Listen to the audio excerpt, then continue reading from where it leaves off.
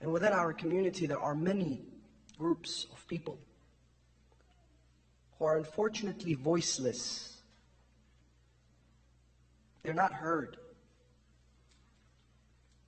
Amongst them are the cowards.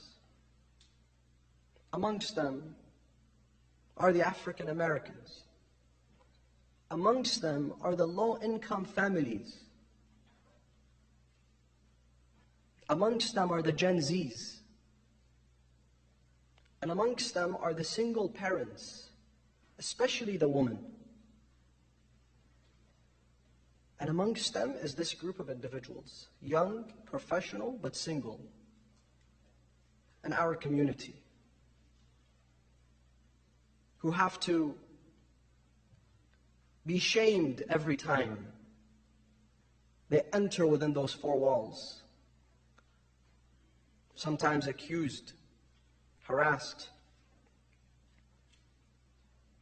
defamed, belittled, questioned,